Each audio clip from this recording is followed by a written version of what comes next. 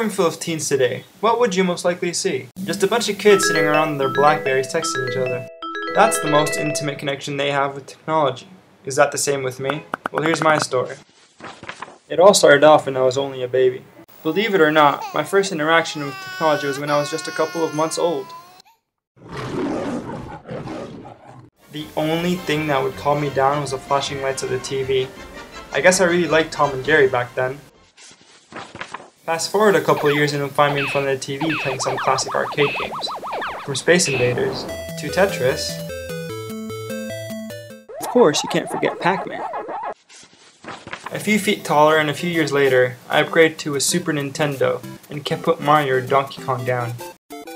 Of course, we can't forget Pokemon.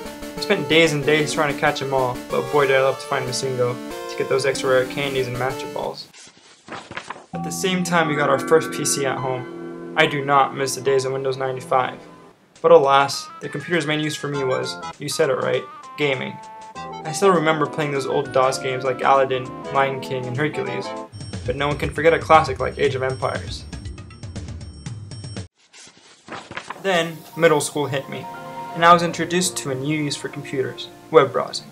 It was the good old days where Netscape Navigator was the main browser, and where the sound of the dial-up modem would fill the room.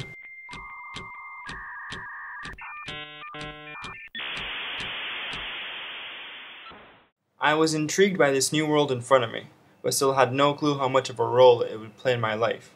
Afterwards, I would soon make my own email. You've got mail. It was the days where girls needed to add sweetie, cupcake, butterfly, or gangsta in their email names. I wasn't big on the social network scene, but I still had a MySpace. Soon I had my first cell phone. It was a simple Nokia 6100. To me it was not only a phone, but a new field of gadgetry on which I could unleash my curiosity. Modding was its fate, along with several other gadgets that came my way. When I entered college I already knew I had to find a career in the tech world. My passion for technology started young, and is still growing to this day. I always keep up to date with the news in the tech world, always following online tech blogs, and looking forward to the summer, not for the beaches or vacations, but for the major tech events that come every year. I kept feeding my passion year after year, and now my dream is to be part of a large multinational tech company. So here I am today making a video for Google.